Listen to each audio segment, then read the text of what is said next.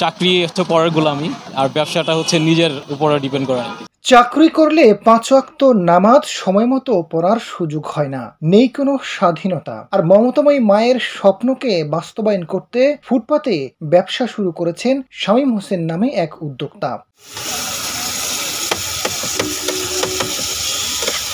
চাকরি ছেড়ে দিয়ে ছোট্ট একটি টং দোকানে অভিজাত রেস্তোরাঁর রিচ খাবারের দোকান দেন তিনি। বাসায় বানানো বার্গার, পুডিং, নুডলস, রোল, ছোলা সহ ১০ থেকে ১২ পদের সুস্বাদু খাবার খেতে সন্ধ্যা হলেই ভিড় জমে তার দোকানে। মাসে প্রায় ২ লাখ টাকার বেচা বিক্রি করছেন এই উদ্যোক্তা। আমার আম্মা অনেক কিছু আল্লাহ পাক তাকে দান করছে। আমার আম্মা ঘরেও এমন এমন কিছু করে যেটা কারোর কাছে সে শিখি নেই, বাট ওইটাই সবাই পছন্দ করে।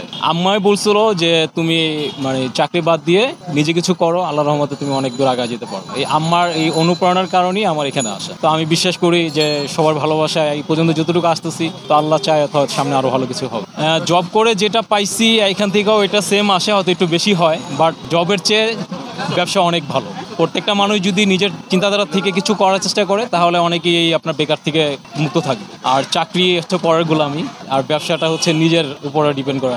মা, স্ত্রী আর সন্তানের সহযোগিতায় ছোট্ট একটি টং দোকান দিয়ে চাকরির চেয়ে দ্বিগুণ আয় করছেন শামীম হোসেন। দ্রব্যমূল্যের দাম বাড়লেও খাবারের দাম বাড়াননি তিনি। লাভ কম হলেও মানুষের সেবা করার লক্ষ্যে এই ব্যবসা চালিয়ে যেতে চান এই উদ্যোক্তা।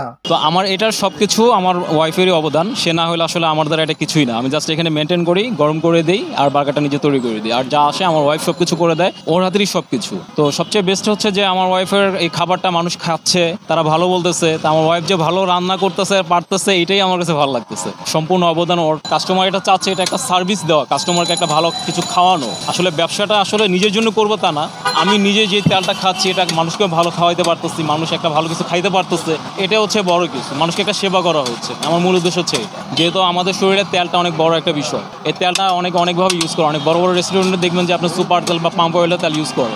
আমি যে তেলটা ইউজ করি এটা হচ্ছে স্থির বা ফ্রেশ, ভালো ভালো কোম্পানির তেলটা ইউজ করি, যে কারণে আমার বাচ্চা আমরা নিজেরাই এভাবে খাই। হ্যাঁ, কোনো সমস্যা হয় না আল্লাহর রহমতে। বাসায় বানানো খাবার হওয়ায় কোনো গ্যাসের সমস্যা হয় না। ফুটপাত হলেও বড় বড় রেস্তোরাঁর চেয়ে শামীমের দোকানের খাবার অনেক মজার। যে একবার খেয়েছেন সে নিয়মিত আসেন, এমনটাই জানালেন ক্রেতারা। কখনো ওনার খাওয়ার মধ্যে কোনো ইয়ে পাইনি আমরা কখনো। না, টেস্ট ওই রেস্টুরেন্টের টেস্টের মতোই। আরও এটা ভালো আর কি, ভালো লাগে খেলে, নিয়মিত খাই। আমি নুডলস খাই, মাঝে মাঝে ছোলাটা খাই, এক সময় একটা আর কি। নুডলসটাই বেশি খেয়ে থাকি। রেট এবং রিজনেবল, এটা বলতে আর কি। দাম অনেক কম হওয়ায় অনেকেই বাসায় নিয়ে যাচ্ছেন নিয়মিত। প্রত্যেকটি খাবারের আইটেম অনেক মজাদার, যে কারণে বাচ্চাদেরও নিয়ে আসেন অনেক ক্রেতা। না, ওনার নুডলসটা আসলেই ভালো, সবসময় আমি খেয়ে থাকি। এটা হোমমেড তৈরি এবং মানসম্মত। খাওয়ার পর কোনো অন্যান্য জায়গায় খেলে যেমন তেলের সমস্যা, গ্যাস্ট্রিক সমস্যা, ওনারটা কখনো হয়নি। দ্যাটস ওয়াই আমরা এখানে খেতে পছন্দ করি। না, অন্য জায়গার মতো ওনারটা না, ওনার সার্ভিস বলেন অন্যরকম। পড়াশোনার পাশাপাশি দোকানে সময় দেন শামীমের ছেলে সাপওয়ান।